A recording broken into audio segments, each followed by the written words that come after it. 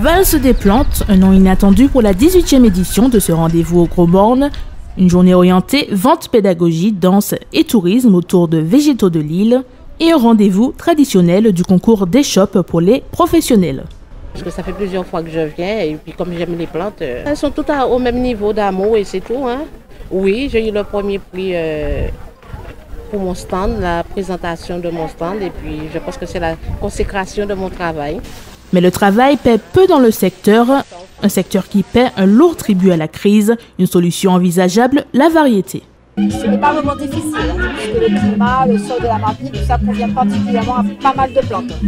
C'est très facile, mais c'est difficile de les vendre. Moi, j'essaie de vendre tout ce qui est bien adapté à notre climat, à notre territoire, et aussi d'essayer de faire un petit peu les plantes qui sont les plus rares. Ne pas faire la même chose que tout le monde.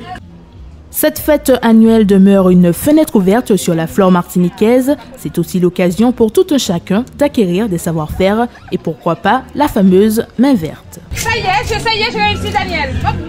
Donc là, aujourd'hui, on nous a demandé de proposer un atelier sur la multiplication des végétaux. Donc on leur apprend à greffer et à marcoter aujourd'hui.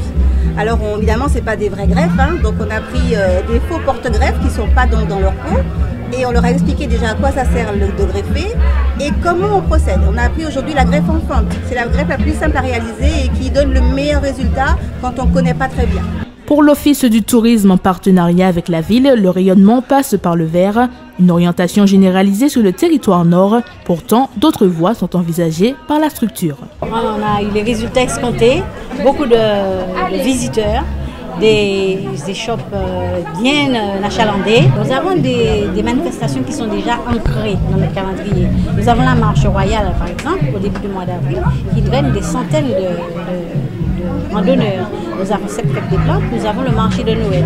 Entre-temps, nous essayons d'avoir d'autres manifestations.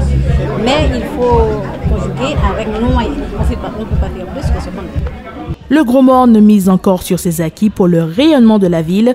La proximité reste le mot maître pour séduire. Fort heureusement pour les Gros Mornais, l'île aux fleurs n'a pas encore livré tous ses trésors verts.